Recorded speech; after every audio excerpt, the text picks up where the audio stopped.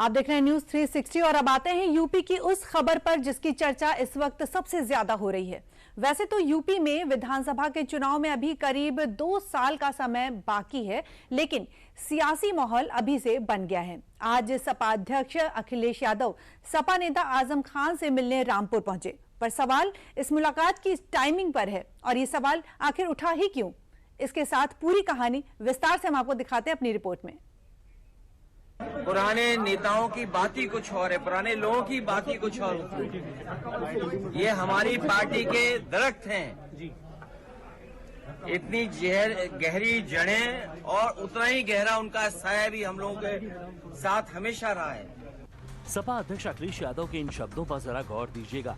ये बयान मजबूरी है या 2027 के विधानसभा चुनाव के लिए जरूरी, इस बात पर अब यूपी की सियासत में नई बहस छिड़ चुकी है। और इस बहस के पीछे का कारण अखिलेश यादव के बाईं ओर खड़े उन्हीं के पार्टी के नेता आजम खान हैं।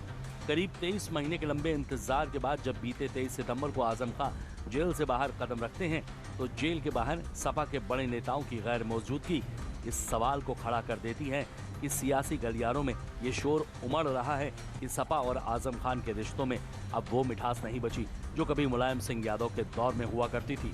और ये बात सिर्फ सियासी चर्चाओं में ही नहीं थी, बल्कि खुद आजम खान के बयान में इस बात पर मुहर लगाई थी। आप सवाल और आजम खान के बयान दोनों को ध्यान से सुनिए। सर, कल से अब तक अखिलेश यादव आपके पार्टी के लीडर हैं, आप जेल से बाहर आ गए हैं, उन्होंने वेलकम किया है, आपसे कोई बातचीत हुई है उनकी? बहुत शुक्रिया उनका, जाहिर है बड़ी पार्टी के बड़े नेता हैं, मेरे जैसे छोटे आदमी के लिए अगर कुछ बात कहेंगे तो उनका बड़कपन है। पार्टी के शीर्ष नेता आपसे मुलाकात करने नहीं आए हैं, यहाँ तक कि स्थानीय सांसद भी जो हैं वो अभी तक मुलाकात करने नहीं आए हैं, क्या कहेंगे? ये कहेंगे कि वो खैरियत से रहें और खुश रहें, आबाद रहें। अब आजम खान के रिहाई के 15 दिन बाद जब सपा अध्यक्ष अखिलेश यादव आजम खान से मिलने उनके रामपुर आवास पर पहुंचे, तो उन्होंने जो बयान दिया उसको सियासी गलियारों में डैमेज कंट्रोल करने वाला माना जा रहा है, क्योंकि अखिलेश यादव के बयानों में आजम खान का पुराना दर्द नहीं बल्कि 2027 के चुनावों का समीकरण झलक रहा है। मिलने में आया हूँ और मैं जेल मिलने नहीं पहुँच पाया था। मैं आज अभी आपसे बैठ कर के स्वास्थ्य को लेकर के और उनका हालचाल ले रहा हूँ। और आदरणीय आजम खान साहब वो बहुत पुराने नेता हैं और ये बड़ी लड़ाई है, उसमें हम सब लोग मिलकर के लड़ेंगे। उनका स्वास्थ्य अच्छा हो, उन्हें न्याय मिले और शायद देश के इतिहास में और पॉलिटिकल कैरियर के इतिहास में पता नहीं भारतीय जनता पार्टी कौन सा गिनीज वर्ल्ड रिकॉर्ड बनाना चाहती है, कौन सा वर्ल्ड रिकॉर्ड की पॉलिटिकल परिवार आदरणीय आजम खान साहब पे सबसे ज्यादा केस लगे हैं।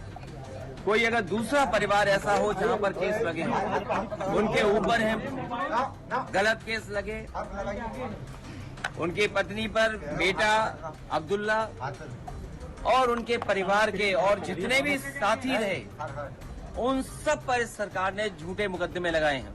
2027 में सरकार बनने जा रही है और पीड़े की आवाज बुलंद होगी कि कोई कल्पना कर सकता है कि सुप्रीम कोर्ट में जज साहब के ऊपर भी जूता फेंक दिया गया हो या जूता निकाला गया हो। हालांकि ये वो बात यहाँ करने की नहीं है। आज मैं आदरणीय आजम खान साहब का हालचाल लेने आया था, क्योंकि जेल नहीं पहुंच पाया था, इसलिए मैं मिलने आया था और लगातार हम लोग मिलते भी रहेंगे। अखिलेश यादव ने भले ही आजम खान को सपा का दरख्त बताया हो, लेकिन सियासत में इस मुलाकात की टाइमिंग पर उठ रहे सवालों को भी नकारा नहीं जा सकता है, क्योंकि आजम खान जब जेल से छूटे तो ये कयास लगाए जा रहे थे कि वो बसपा ज्वाइन कर सकते हैं, क्योंकि सपा से उनकी नाराजगी चल रही थी। और अखिलेश तभी रामपुर क्यों गए जब बसपा की अगले दिन लखनऊ में बड़ी रैली होने वाली थी। 23 महीने तक अखिलेश आजम से नहीं मिले तो अब अचानक क्यों मिले? 9 अक्टूबर को बसपा की लखनऊ में मेगा रैली होने वाली है। क्या अखिलेश यादव को डर था कि आजम खान कहीं बसपा में न चले जाएं? आजम खान के परिवार को जब जरूरत थी तब अखिलेश रामपुर क्यों नहीं गए? क्या अखिलेश यादव को मुस्लिम वोट बैंक खिसकने का डर था? क्या 2027 से पहले अखिलेश यादव डैमेज कंट्रोल की कोशिश कर रहे हैं? अखिलेश यादव भले ही अब आजम खान को पार्टी का सबसे पुराना नेता बता रहे हैं, लेकिन सियासी गलियारों में अखिलेश यादव से ये सवाल पूछा ही जाएगा कि आखिर अखिलेश को आजम खां की याद तब क्यों नहीं आई जब आजम खां और उनके परिवार को सपा के साथ की सबसे ज्यादा जरूरत थी। बीजेपी सरकार में मंत्री दानिश आजाद अंसारी ने तो इसमें मुस्लिम वोट बैंक को साधने का पॉलिटिकल स्टंट करार दिया है। देखिए, एक कहावत मुझे याद आ रही है कि अगर प्यासे को पानी पिलाए नहीं, बाद अमृत पिलाने का क्या फायदा। तो वही हाल समाजवादी पार्टी का भी है कि जब आजम खान साहब जेल में थे तब तो उनको उनकी याद आई नहीं। आज मुसलमानों को गुमराह करने की नीयत के साथ समाजवादी पार्टी के नेता रामपुर पहुंच रहे हैं। तो ये समाज भी देख रहा है कि केवल और केवल पॉलिटिकल स्टंट है, इसके अलावा और कुछ नहीं है। आज आप देखिए, लास्ट टाइम समाजवादी पार्टी के शीर्ष नेता कब मिले थे आजम खान साहब से? 2024 के लोकसभा चुनाव में मिले थे। तो केवल चुनाव के समय, वोट लेने के समय, मुसलमानों को गुमराह करने के समय इन्हें मुसलमानों की याद आती है। शिक्षा की, स्वास्थ्य की, सुरक्षा की, रोजगार की जब बात आती है तब समाजवादी पार्टी को मुसलमानों की याद नहीं आती। तो मुसलमान भी अब ये जान चुका है कि केवल मुसलमानों को गुमराह करने के नियत के साथ समाजवादी पार्टी तमाम बात कर रही है। मुसलमानों के हित की बात समाजवादी पार्टी के दिल में कभी नहीं रही है। अखिलेश यादव पर मुस्लिम वोट बैंक को साधने का ये जो आरोप बीजेपी लगा रही है, अब अगर आंकड़ों में इनकी तुलना की जाए तो ये कितना खरा उतरता है, ये जानना भी आम लोगों के लिए बहुत जरूरी होता है।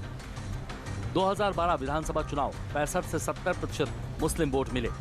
2017 विधानसभा चुनाव करीब 70% मुस्लिम वोट मिले। 2022 विधानसभा चुनाव करीब 83% मुस्लिम वोट मिले। आने वाला 2027 विधानसभा चुनाव आजम खान का साथ अखिलेश को नहीं मिला तो मुस्लिम वोट बैंक पर बड़ा खतरा हो सकता है। यानी एक तरह से बीजेपी अखिलेश यादव पर आजम खान से मिलने के पीछे का जो सियासी कारण दे रहे हैं वो आंकड़ों पर खरा उतरता है, क्योंकि मुस्लिम वोट बैंक पर आजम खान की मजबूत पकड़ मानी जाती है। इसीलिए आजम खान से मिलना अखिलेश यादव की मजबूरी मानी जा रही है। अब इस मुलाकात के बाद क्या मायने हैं, ये समझना भी आपके लिए जरूरी है। आजम को मनाकर बसपा को झटका देने की रणनीति मानी जा रही है। पीडीए की चिंता इससे मुस्लिम वोट बैंक टूटने से बच सकती है। मुस्लिम समाज को एक मैसेज हो सकता है कि सपा उनके नेतृत्व को महत्व देती है।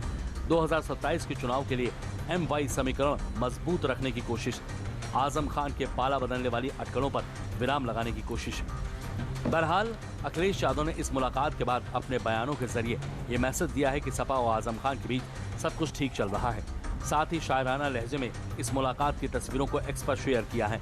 अब आगे आजम खान के साथ सपा के रिश्तों को क्या तस्वीर होगी, ये आने वाला वक्त ही बताएगा।